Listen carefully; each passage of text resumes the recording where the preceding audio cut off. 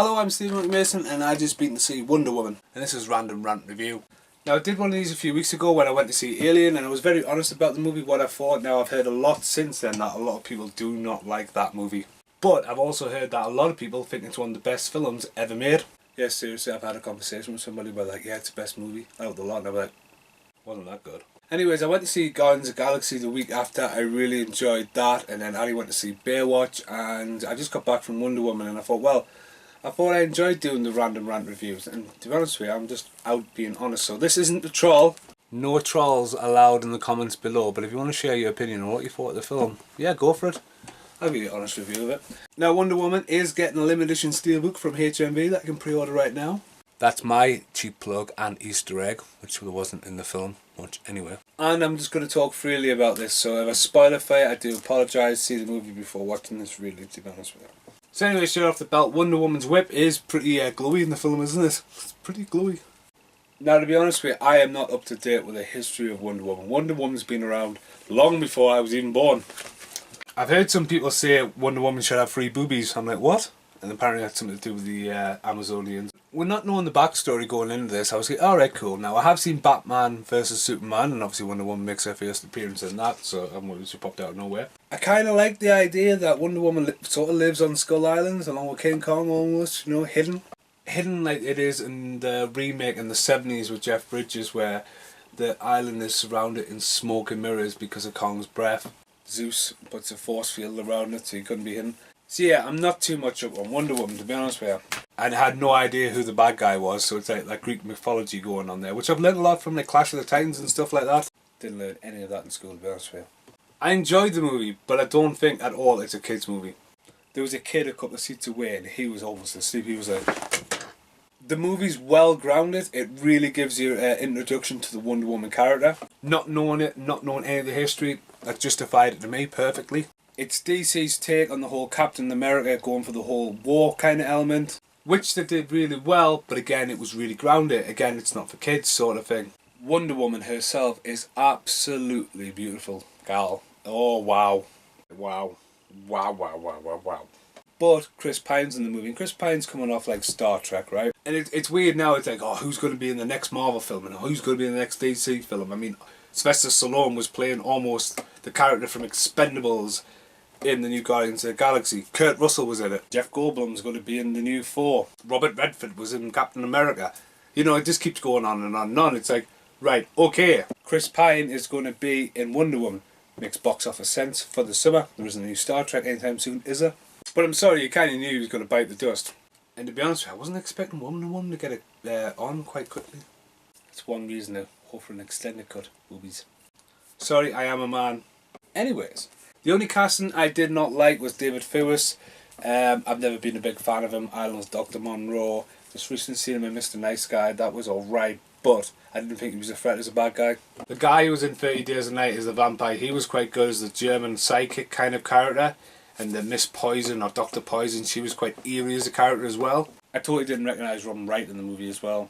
Even though I'd just seen Toys a couple of weeks ago. The movie is Toys. But yeah, David Thewlis to me wasn't a threat, and he did not look good at the end finale with a helmet on. Just didn't buy it at all. I remember him being that whiny character in Dragonheart years ago, and I just thought, I hate him. Even though he's probably an awesome guy in real life, the way he portrays the character, fair enough, he'd work well for the film, but for this, didn't work well. Trying to look back at some nostalgia, who could have actually played David Thewlis' character? Harrison Ford hasn't been in one yet. Although he's pretty busy with all his other stuff. Dolph Lundgren could have probably done it. You know, he just seems to be in everything. What was the new one he was in? Dolph vs. Shark. Really? Really just wait for Expendables 4? Keanu Reeves could have been an interesting choice for it. I know you probably need an older actor. Steve Guttenberg. No, wait, what am I doing here? I don't know. Not David Thewlis. That's one of my gripes about the movie. The movie's pretty slow getting going. There's a lot of backstory, and then just hits you full throttle, and the music kicks in, the soundtrack kicks in. The action is really good. There's no blood though. The guy gets stabbed in the roof and it's just like, oh, where's my sword? In the next scene, you look up and it's just like crystal clean, sticking through the roof. Do you not think the guy's entire body would have dripped through the roof by then, covered in blood? I know you're probably going for the 12A rating, but there's no point. This is not for kids. But, on the other hand, I will give this film a hell of a lot of credit for how strong Wonder Woman is in this film. Not just as the action star, more as the role model the female in this movie is awesome. She's beautiful, she's smart. Gizmo, what are you doing? Sorry, Gizmo's up there kicking off. I don't even think you can see Gizmo from here. He's not very happy because today, just randomly, I also bought a brand new Gizmo. Yeah, and I brought it back and Gizmo's just not been happy ever since. Anyway, Wonder Woman is portrayed really smart, really adventurous, really like stand role model kind of girl, not an idiot like a man like me. And I was down for that. I thought it was really good and I thought she really pulled it off good.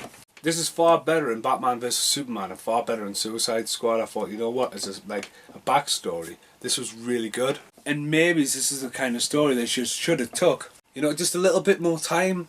Like Suicide Squad was 100 miles an hour as soon as it started. It was like, woo, like that. And when it wasn't going 100 miles an hour, lazy enough, they just went with a tablet and went, right, there we go, pick up the dialogue there. There was a lot of that, but there's a lot of this. So they do a lot of stuff like this, short, sweet, in a box, doing dialogue. Yeah, that. I did do a review for Suicide Squad when I got back. I even got dressed up as the Joker. Totally forgot I did that video. I've got your wife. I wasn't prepared for you do this a second time. If you do it again, you're going to regret doing it again. Alright?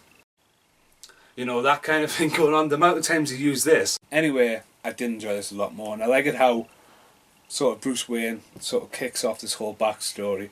And the whole photo that appears already foreshadowed in Batman vs Superman. Easter eggs and spoilers, didn't notice them. I thought I'd seen the Flash poster on the background in the wall, but I thought, well, it's set in the past. You know, Flash wasn't around then. Again, don't hang me on that. I'm not really up to date on my anthology of DC. DC Comic Encyclopedia. Right, this might help. Wonder Woman. Debut, All-Star Comics, number 8. Real name, Diana. Enemies, Born First and Donna Troy. Going away from DC though, one of my favourite cameos in Guardians of the Galaxy was Howard the Duck again. So yeah, I will freshen up on my DC. It's not like I don't try, I got to give this last Christmas. So I definitely recommend this movie. It is awesome, the action's really good. It is grounded in a way. I didn't see it in 3D, but I'm guessing it would only help with the fighting. Didn't set anything up for the Justice League now. It didn't say right at the end because I waited for ages at the end credits and there was nothing there, so I didn't bother. So if there's any Easter eggs, let us know. Supporting cast were pretty funny as well. So I've been Steve Monkey Mason. I do recommend you go to the pictures to check this movie out. It's a very strong story. Special effects are quite good. It's action packed. No blood though, unfortunately. And to me it's a standalone movie. It doesn't really set up anything to do with the Justice League incoming. But to me personally, I do think there should be some more development on the other characters. Because Wonder Woman's such a strong character. But if I watch Batman vs Superman right now, she just pops up. It does actually work. You know, Batman vs Superman does kind of feel like a now sequel, Wonder Woman being a prequel kind of thing, merging together. But then you throw Suicide Squad in there. Wow, it's totally going on around here. But you throw Suicide Squad there where Batman pops up in there and it's building this universe. But like with Suicide Squad, it was far too much, too fast. What's going on? But Wonder Woman, I think, really develops the character really well. So it is the strongest one DC's put out by far now. By far, and I mean, as in this new generation kind of thing. So yeah, definitely check it out. I've been Steve Monkey Mason. Thanks for watching. Leave a comment. No trolls, please. No trolls. I don't want to be going troll hunting with my whip. It's not on, guys. Thanks for watching. Goodbye. But yeah, that's all I'm going to say about it. I don't want to spoil too much about it, to be honest with you. But, you know, I'll just leave it to this. I warned you, didn't I? Strange shit will happen if you keep turning the screen at me.